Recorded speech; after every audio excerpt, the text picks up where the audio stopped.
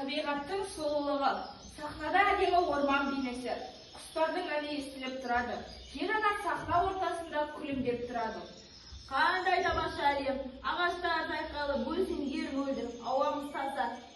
Адамзат осы табиғатты аялап ұстаса ғой.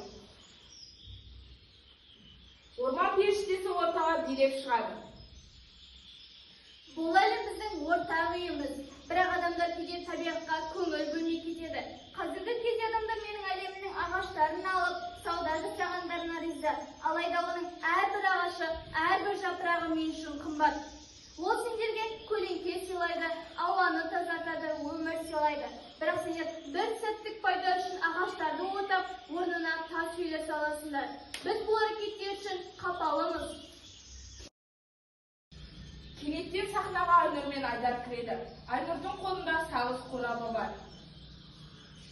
Сәлем Айдар, сағыз сөйлейсің бе, менде сағыз бар. Айнұр, сен неге маған сағыз тұтып жатырсың? Бұл маңда құстар өте көп. Егер бұл сағызды құстар тамақтың жеп қойса, не болатынын білесің бе? Бұл сағыз бір құстың өмірін қиюы мүмкін. Бір сағызға тұрсам не болады дейсіңдер? Барлығы осылай істейді ғой. Bir sağlığa bola benim ilişkiler bulmaz.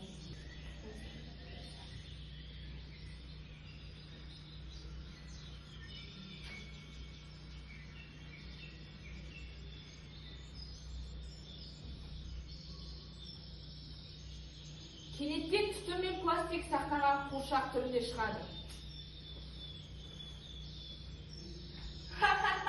Машиналар, зауыттар, от жағу бәрі менің достарым. Олар барда мен мына әлемді от болайық басып аламын. Мен ауаға ғана емес, адамзаттың да жасқа тарап кетіп, оларды олай аламын.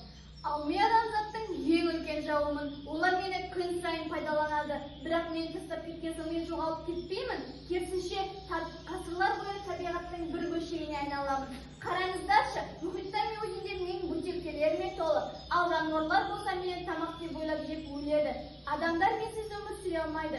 Бірақ мен оларды олаймын. Керемет емес пе? Лассу сахнаға кіреді. Үстінде қара дақтар бар. Мен бір кездері таза мөлдір болдым. Адамдар мені ішті, егістікке қолданды. Тіпті менің құшағымда балықтар мен су жануарлары өсті. Ал қазір қараңдаршы түріне. Адамдар мені өз қоқыс жәшігіне айналдырды. Зауыттар мені улайды. Мұнай мен химиялық заттар мені бұлғайды. Сендерге осындай су қажет пе? Жер ана жылап құлайды. Балаларым, мен сендерге өмір сыйладым, таза ауа, мөлдір су, көк майса дала бәрі сендер үшін еді.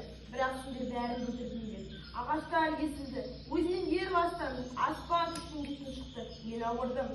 Сендердің қолдарына жасалған жазалар жазылар емес. Егер сендер өзгермесеңдер, бұл әлемнің бекені болмайды. Айдар сахнаға шығады. Айналасына қарап басын шайқайды. Табиғатты қорғау. Біз өзгерісті қазірден бастауымыз керек.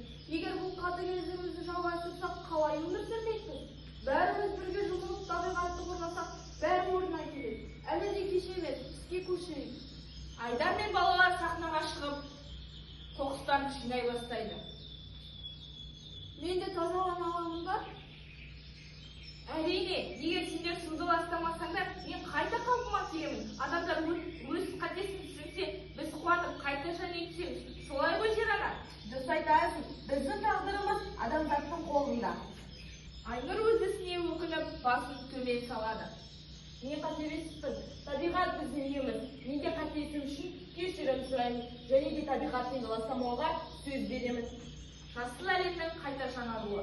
Жер ана орнынан тұрады, күлімсірейді. Мен сендерге ризамын балалар. Табиғатты қорғау әр адамның міндеті. Тамаша іс жасадыңдар. Кішкентай істердің өзі үлкен өзгеріс әкелді. Біз қайта оралдық.